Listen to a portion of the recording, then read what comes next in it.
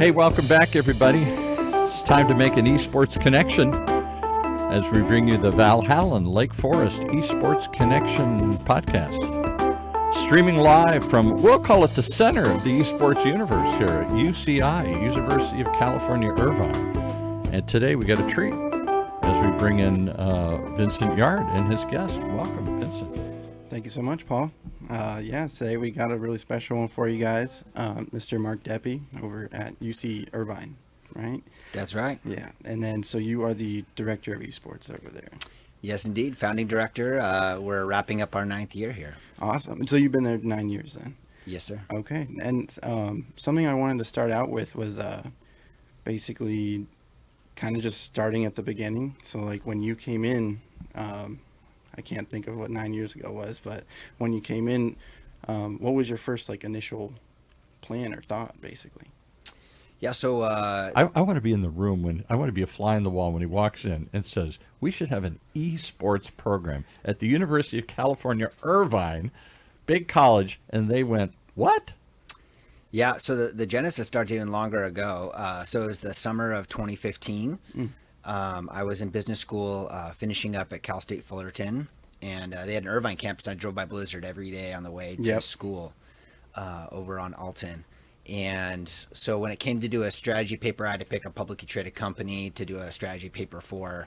In 2015, I picked Activision Blizzard. And so I did a mediocre paper on where they should go. But the thesis was when I was investigating, like, hey, they should investigate and invest more into esports. So this is just when StarCraft was still mostly in Korea and nothing, we hadn't sniffed Overwatch or things like that yet. So I was doing this research on esports at the time, and I read an article that had listed UC Irvine as the #1 school for gamers. A publication called College Magazine. I was like, oh, that's interesting. They talked about our successful club. Our League of Legends team at the time had won back-to-back national championships. Oh, wow. Okay. Before national championships existed. Yeah. And then the number 10 school in that list was Robert Morris in Chicago. And they were the first school in 2014 who had just started offering scholarships. Oh, okay. And so for me, I was like, well, I just suggested that this game company invest more into this growing phenomenon. It's now on college campuses. We're already good at it. And I had been at UCI for 5 years doing events and breaking rules, doing festivals and concerts and things like that. So yeah, it just started with me whispering this idea first to my wife and then a few other friends, like, what do you think about starting an esports program at UCI? And surprisingly, I got kind of warm responses and was kind of encouraged to take the next little step. And so that's how the very first kind of inkling of the idea came together. Okay. Yeah. I mean, that's, 2015, you said that was when I was in like my freshman year of high school. And that's when I really started getting into gaming. And I feel like that's when I started seeing a lot more things like, oh, like this is coming out, or more college opportunities for this stuff. And then I was like, really? Like, I just had no idea. So, And I have to butt in again. Was UCI then not the first, but among the first to offer scholarships? You don't have to get good at bouncing a basketball anymore or hitting a baseball. How about moving a mouse? Yeah, so the year prior to us starting our program, there were 4 schools. And then I think between that year and when we started, it got up to like 17. So when we announced our program, we believed we were the first public school to do this, the first research university. We're still kind of the highest ranked academic school that does esports. And so we still have a special niche in this space. Because I don't see it at Harvard. I don't see it at Stanford. I don't see it where I went to school at the University of Michigan. I don't see it yet there. Yeah, Michigan, I know they have a director. They do it in recreation there. But yeah, they're not doing it at the same level as us. So if you look above us on the national rankings, we smoke all those schools in esports. And the schools that are really competitive, they don't show up in the top 100. So Gotcha. we're like that nice intersection of elite competition and elite education. Oh, yeah, because I wanted to bring it back to, you said, so like after you launched it and everything, it gained up to like 17 schools for scholarships and stuff like that. But we actually partner with the website called staypluggedin.com. And that, like, you can just go on endless lists now of too many colleges like in the US that offer scholarships for so many different titles. And that brings me to my next question is that, so when someone is applying for a scholarship, does that go directly like to you, or is that sub into like other people that are on your How staff? do they get a scholarship? I mean, do they have to go apply to the program or to the school first? Or Like the process. Sure. Yeah. There's a couple ways. And this is for all those moms that have been on the Yeah. show recently. I want Yeah. to know this is going to lead to something. Oh my goodness, they I can get a got you guys. scholarship. yeah, so we have about 25 athletes a year, Okay. and we're only recruiting a handful of students per year. We're like 3 to 5. Oh wow. Okay. Because our students stay for 4 or 5 years and they graduate. Yeah. So we're not churning through our whole roster every year. So there's not a ton of opportunities. So it is a really high bar that we have. And so when our coaches, so the first step is we identify superstar talent. And usually that's people reaching out to one of our coaches on Discord or social media. We do have a recruitment form on our website. Oh. So people can go to esports.uci.edu and look through the recruitment information. And we look at it every Wednesday. So we just looked at it this morning. And we'll see what people, what games they're interested, what their rank is, and we'll kind of get a feel. Are you at that level that we want to create a space for you? But you got to be really, really good. So good that we're like going to guarantee you a spot on the team next year.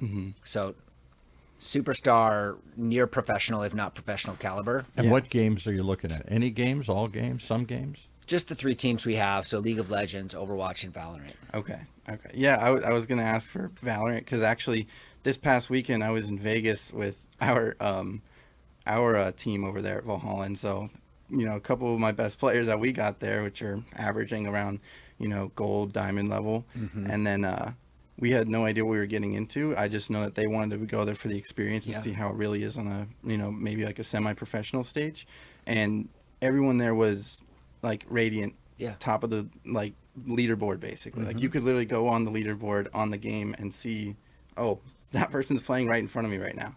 So we won a few rounds here and there. I was pretty proud of them actually. Good. They stuck through it, but I just wanted to bring that up because it takes to be the best basically in that field to get a college scholarship. And something that I did see too that we're actually planning on doing is for like the older kids in our program is like an invitational actually. So is there other things like that out there too, like invitationals for like coaches or people to go I and mean, to scout? showcase like up a and coming showcase. talent? Yeah.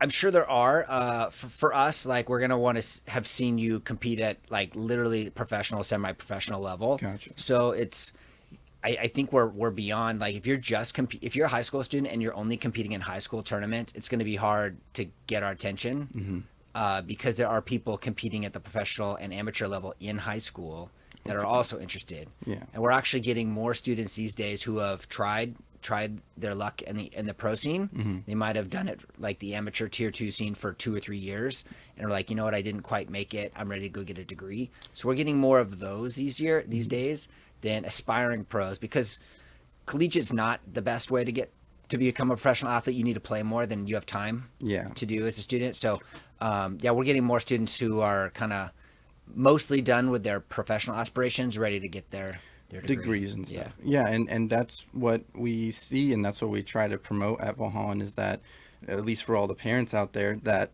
it doesn't just have to be the gaming in general. Unfortunately, we would love to see more college stuff happen where it's like, oh, they're playing on this collegiate scene, but they can still get a scholarship and they can still go and get their degree and find something that they're still interested in the esports field, which is pretty cool to see. And that's what we try to promote over there.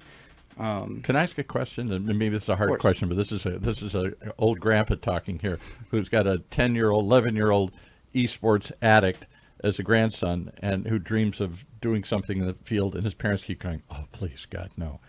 And I say, it's bigger than you think. There's more opportunities. Are the kids who are competing there, like when I was in college 100 million years ago, I remember there was somebody who played lacrosse. Or things like that. And there was no professional lacrosse league. If there was, he wasn't thinking about it. This was something he enjoyed. It got him a scholarship. The university liked having these different sports there because it helped attract attention and helped attract,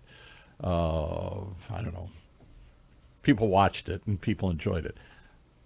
But the point, I'm stumbling to make my point here. The point is, do they see this as a path forward, or is it just something they're doing while they're at college?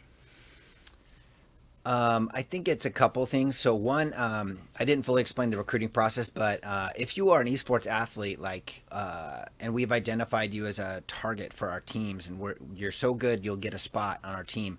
Then UCI is able to factor in your esports skill into the admissions decision. So it's a way to get into UCI. You still have to be a really strong student, but it's not at the same kind of level as someone that doesn't come in with that skill. It's a minimum requirement, and you have to meet all the requirements. But if you are an esports athlete and there's room in the major that you want, then typically they're admitted. So it's access to the school is interesting. It's also a scholarship, so we give $3,000 to $6,000 per year for our students. We often compete in tournaments and where there's prize money, so students can further fund their college either via scholarship or just cash prizes in our program. So it is a way they can continue their passion. All of them are super competitive. Like they have this drive to continue to play this game that they love and get better and defeat their opponents. Yeah. But you do other things. You get to study, you get to advance your career, you're getting a scholarship along the way, you're on this team. So there's a lot of perks being on the team. No, yeah, and that's what was going to bring me to my next question, is that when you see a place like Valhallan Esports, like it's a youth center, like at its base, and I just want to know, like, what are your thoughts on something like that? Because our whole thing is to, foster those good, like, characteristics that keep them driven and keep them motivated to pursue things that they want to do later on and eventually, take that college route. So I want to know, like, what is your thoughts seeing something like that? I think it's a really important part of the ecosystem. It's probably not super connected to what we do, but I do think in terms of teaching people how to be good teammates and how to work together and communicate, learn about dedication and time management, build those basic skills, whether it's aim or finding ways to improve your game.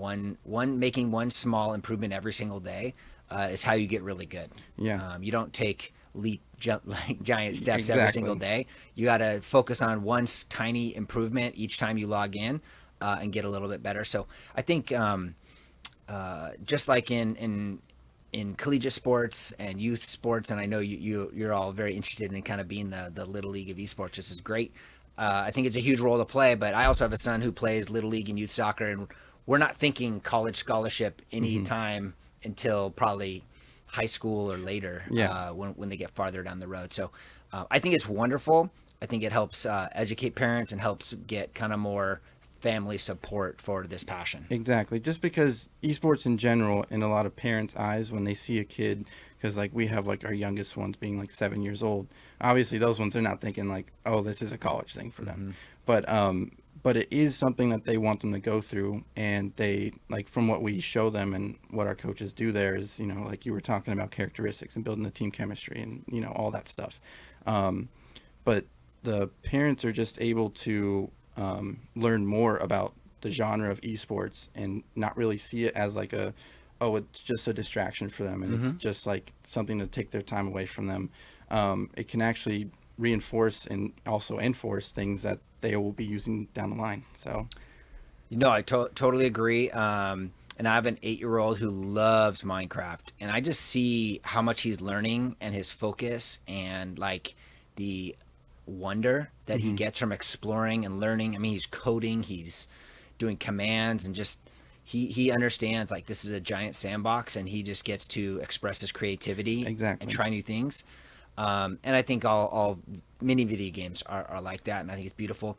We've done research with high school students, and the critical thinking that's happening, the strategy, the plans that people make, it's all really high level thinking that happens. And so if someone's really paying attention and trained to watch what learning and growth and experimentation, risk taking, all those different things that happen in this environment, it's pretty impressive. Yeah, and it's the crazy thing is that it just can all stem from a video game that you like. And something that I wanted to ask also was because what we do at Valhallan is not just like the teams and stuff like that, but we also have non-competitive clubs such as like our STEM club, and we're trying to work on like a Lego robotics club where we're going to partner with like another business to actually have people come in and teach them how to make robotics with that stuff. So then like it starts turning into, you know, oh, I like this game, so I'm going to come here and play it for a little bit and be on a team with these guys. But then, oh wait, you guys also have this. Does UC Irvine have things like that? Like, does the esports department maybe partner with other classes or anything like that at any point? You know, over the years, we've done a lot of different things. We love working with clubs, but something you learn in higher ed when you've been there a few years is clubs can kind of rise and fall with just one or two super talented students, and then when they graduate, if they're not backfilled by the next superstar leader, it just can totally feel different. So we always try to work with the clubs that are organized and have strong leadership. Right now, we have this really wonderful sim racing club. And sim racing's like a legit esport. They got the rigs, they got the chair, they got the steering wheels. We actually invited them out to homecoming, so they had a presence at our homecoming booth, and everyone loved it. It's like very easy to get into. Everyone understands how to drive a car, basically the basics of it. Not everyone can understand how to play League of Legends. When they can't just sit down and do that. But so we love partnering with them right now. We're allowing them to keep a rig in our arena just to be ready for their clubs. We've always had a good relationship with our Super Smash community, and so every Thursday night we have a weekly in our space, and the best players from SoCal all come out. And we've had other good clubs over the years, and so we try to provide whatever makes the most sense, whether they want to use our broadcast station or just access to the computers or some meeting space. But it's kind of all over the place. Not really robotics. We have had a VR development club. We've loaned them some gear.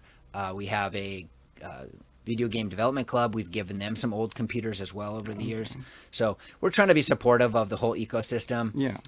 But you have to have the great willing partner, and that changes over time. Exactly. Then that's the main thing is organization. Like just from the roots to go up. It's like even me, like just organizing the kids that are in our lessons or in our sessions and stuff like that. Like building that stuff up so that later down the line, like you said, if you don't have that strong foundation or any organization, then they're just going to disappear. I can relate to that because when I was in high school at Woodbridge, they used to have a Super Smash Club every lunchtime, like for 3 years. And then I guess the leader of that, or who started it with the other teacher, they graduated with me. And then I came back once we opened Valhallan. I was like, hey, I want to talk to you guys about Super Smash. And they're like, oh, they're all gone. And then, so that was kind of like a reality check for me. I was like, oh, okay. So yeah, you just got to keep things organized or it's just going to disappear. Yeah. I got a question since I'm in broadcasting. I was in real radio many years ago. I've been doing this for 15 years. What's the state of broadcasting, of streaming these shows, of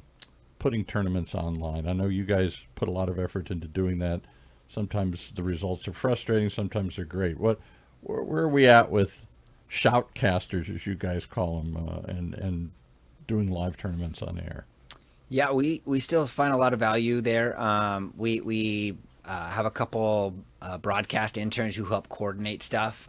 We have volunteer shoutcasters, volunteer observers, but essentially we have a broadcast area that I think accommodates 5 or 6 people. We have one director or producer. They're the ones that are controlling all the transitions and starting and stopping the stream and kind of those elements on Twitch. We typically have 1 or 2 observers. So those are the people who are physically in the game, not physically, they're logged into the same game and they're an observer. So they can go anywhere in the game and kind of show the camera whatever they want to show. So they're like the camera people. And then we have 2 shoutcasters, usually 1 color commentary and 1 play-by-play. Oh, wow. And so they're in front of camera. And so the producer kind of starts the stream, starts with the stream starting now broadcast, and then they'll go to the casters. They'll talk about the game. Then we'll go to the spectators who are in the champion select or whatever, the beginning of the game, and we kind of roll it. And then we kind of take breaks when the rounds end and all that stuff. And so it's a lot of effort, takes a lot of equipment and tinkering over the years. Yeah, that's pretty extensive. A lot of graphical assets, and ours is completely student built. It's been redone probably 2 or 3 times in my time with the program, and so It's a wonderful thing. We are so much higher level than even tier 2 esports are. You'll often see in tier 2, it's like a couple people in their bedrooms with their bed in the back, messy or made. You're lucky if the bed's I've made. seen that. Right? Yeah, and then there may be one spectator, but to have a green screen and the casters and everybody all together, and occasionally we'll have face cams on all our players. So we're prepared and able to do kind of a high level broadcast. But the challenge is getting the eyeballs on that beautiful product you create, because you put a lot of effort into it, but only a few dozen people watch it, and so we struggle to market ourselves and to get enough people to care about the matches. What does the industry think? Will they see it turn into a sport where 1 million people are tuned in to watch something live here, like any traditional sport? Will we see an ESPN-like channel appear that updates everybody on what's happening in the sport and gives us highlights and talks about scores and all that stuff? It seems like it's trying to head there, but something hasn't quite clicked yet. What do you guys think about that? Yeah, I'll go first. I mean, ESPN's tried it before. Yahoo's tried it, and I think they just didn't get the return on the investment. So it's the same thing. Like, there are people that care about the amount of people that care about video games is pretty much everybody. Yeah. The people that care about esports is a smaller subsection. But then there's just so many different teams and games. It's a really long tail, if you think of a bell curve. So we're not capturing any of those big middle chunks of the bell curve. We're capturing these like really niche edges of the bell curve. And that's kind of what streaming and esports is. So there's a few esport titles that can get tens of thousands or hundreds of thousands of viewers. Yeah. But even those aren't getting where they want to go, getting the millions of views. And those views aren't necessarily as valuable as your average fan of a professional sport, where they're much older, bigger disposable income. They're willing to pay for the parking, the hot dog, the ticket, the drinks at the game. So I think esports will take a little bit longer for the target audience to age up a little bit. Yeah. But we do need to kind of settle on some esports and have some games that last for a while, that people become familiar with, know the rules, know the history, can be really invested in. But I think everyone's interested in seeing it get there. Yeah, for sure. Yeah, because something I talked about on a couple other podcasts, because the news came out a while ago, is that they want to bring esports to the Olympics.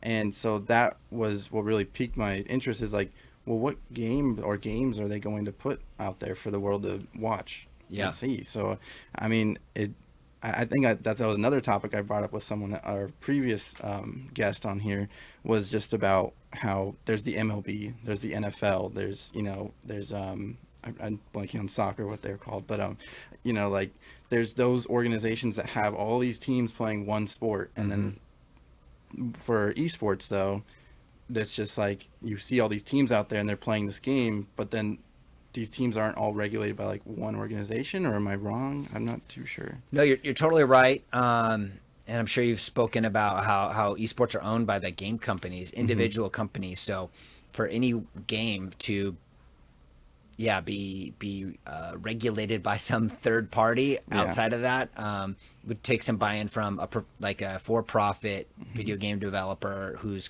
cares about their stock price. Yeah, probably and they've more. been kind of resistant to that. I think of the Nintendos of the world, like Smash or something, and they don't seem to really want to go to that level of having that. Maybe because they lose control over it. Yeah, I would say Nintendo is notorious for not supporting esports. That's a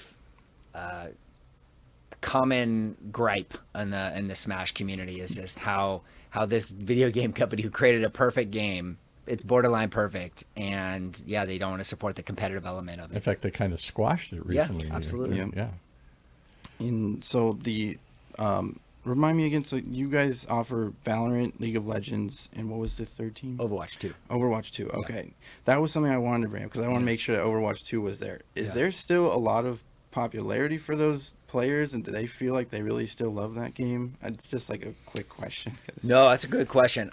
Man, Overwatch has been struggling for a while. There was a time when they first started developing Overwatch 2 where our Overwatch players were so tired of the same game, hadn't been patched for so long, and same unfun meta. GOATS was this triple tank, Yep. triple support world for over a year. You had to play it, otherwise you couldn't play the game. Yeah, I think that one's struggling. Overwatch League has sunset, and now there's Yeah. different kind of professional top tier ecosystems, less supported. Yeah, I think with esports, my goal is to be a little bit more flexible than we are with traditional sports, and Yeah. invest in growing in new emerging games. Yeah. Marvel Rivals. Maybe, Maybe. maybe. Yeah. If they have a development team that keeps patching it. Yeah. So yeah, I think Overwatch 2 of the games that we're supporting is certainly not having its strongest moment right now. I think Valorant by far is, of the games that we support, has the biggest competitive scene. Yeah. And so we're always looking at that. And again, the goal is to, I think, evolve with the times. And so we'll see where that takes us. Yeah. And just another quick one. Has there ever been any Fortnite scene in college esports at all?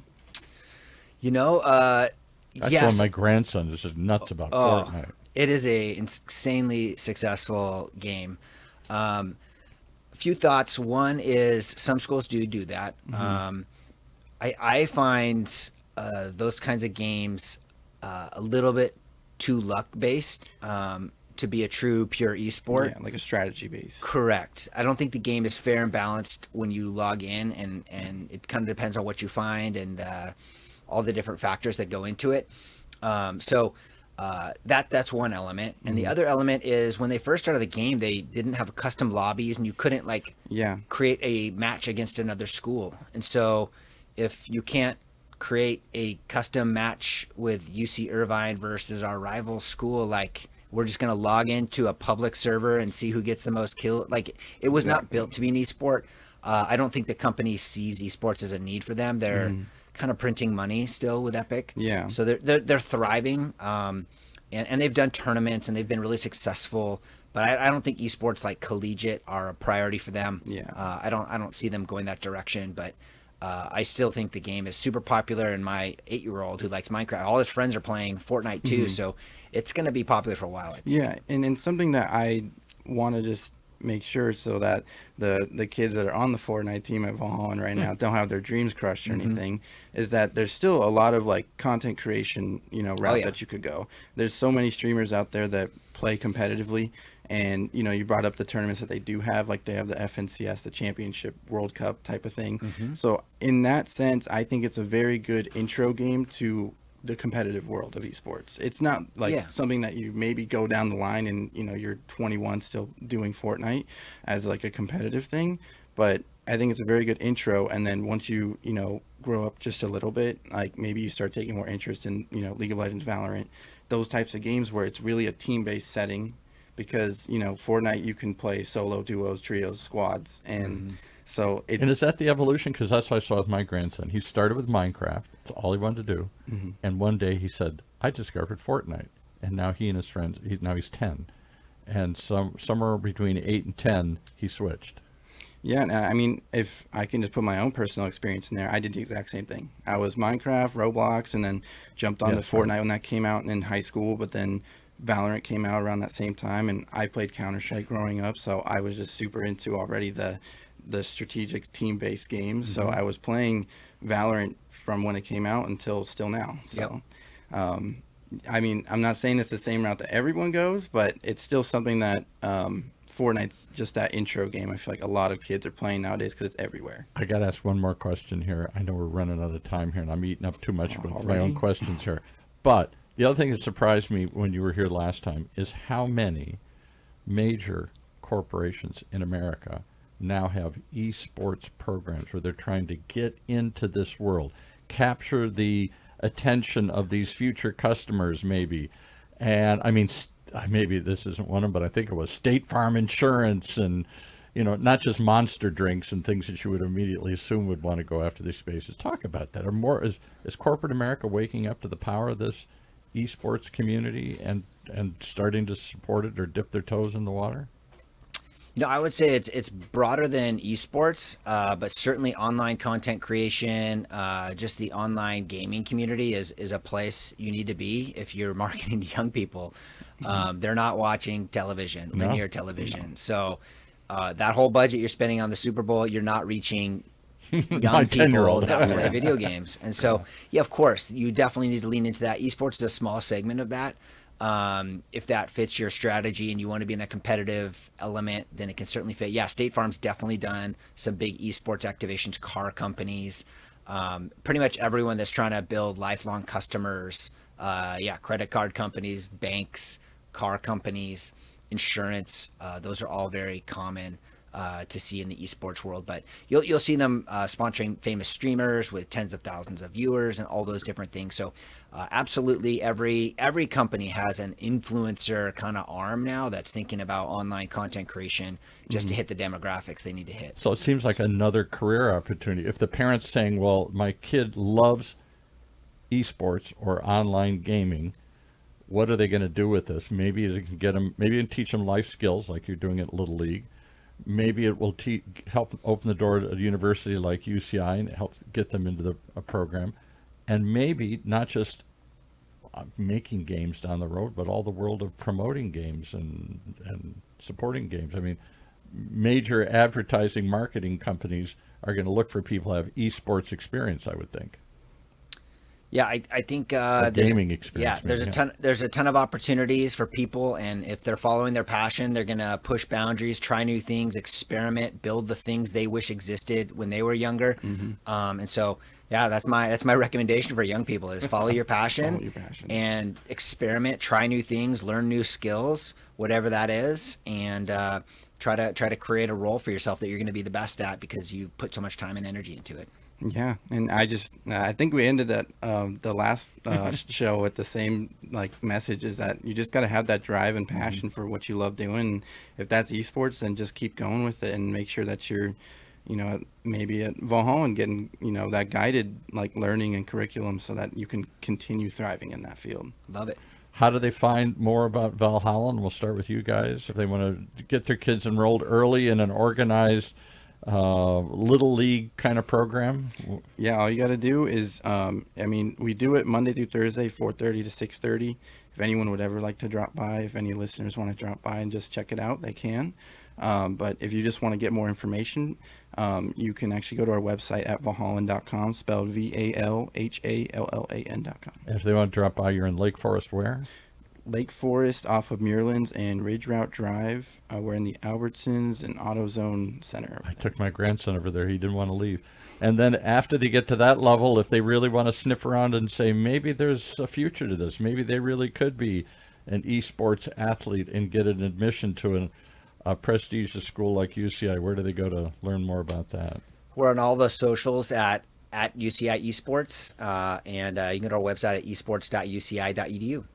Wow. Awesome. A whole world that I didn't even know existed a year or two ago that seems to be being born before our eyes here. A whole ecosystem that's taking place. Thank you for sharing all that with us, and hope you come back and share more. Yeah, thank you. I'd love to. All right.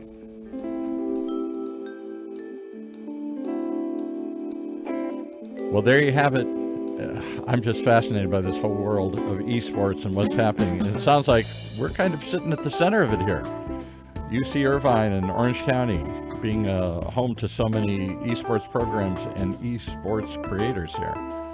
Learn more as you tune in every time to the Valhallan Lake Forest Esports Connection and get connected to what's happening in this rapidly growing world of esports. Right here in Orange County's only community radio station.